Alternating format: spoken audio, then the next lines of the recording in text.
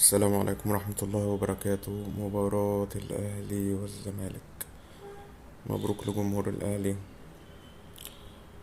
الواحد كان نفسه يقول مبروك الدوري يعني، بس مبروك مباراة بتلاتة بونت مهمة، يعني بتأجل حسم الدوري. خليني أدخل على التقييمات كده بسرعة. مصطفى شوبير 6/10، بيكهام 4/10، هادي رياض 0. تدخلاته متهورة جدا، يعني مش عارف ماله في ايه. ياسين مرعي 4/10، كوكا 2/10. برضه ناحية الشمال ناحيته شوارع، مع انه ما بيتقدمش يعني ما بيزيدش، بس برضه ناحيته هو اللي على طول بيغطي وراه ياسين مرعي. فمش عارف ماله يعني. كان عماد النحاس كان ممسمره في الحتة دي، ما بيطلعش خالص. كان أداؤه كويس، مش فاهم في ايه.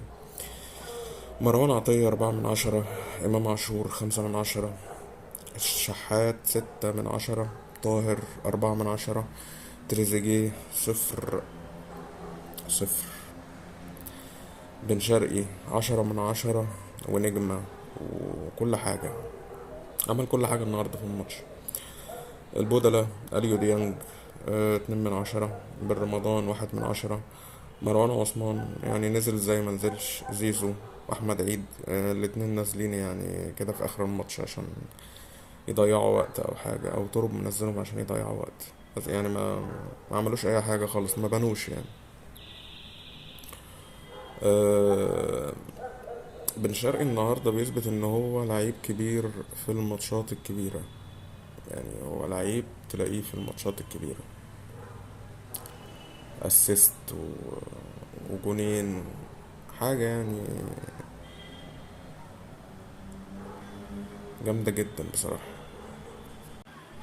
فأنا زي ما قلت في الأول، كان الواحد نفسه يقول مبروك الدوري، بس لسه برضو الدنيا صعبة جدا.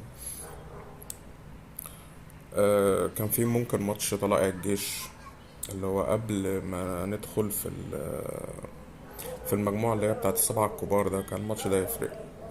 او بيراميدز، او ان انت ماتش التعادل بتاع سيراميكا، كل الكلام ده لو انت كنت كسبت منهم ماتش كان كل الكلام ده فرق معاك. بس يعني احنا كنا بنقول الفترة اللي فاتت في لعيبة مش مركزة، لعيبة بتتعالى على الكورة، لعيبة متخاذلة، ومدرب برضه واقف على الخط مش بيعمل حاجة.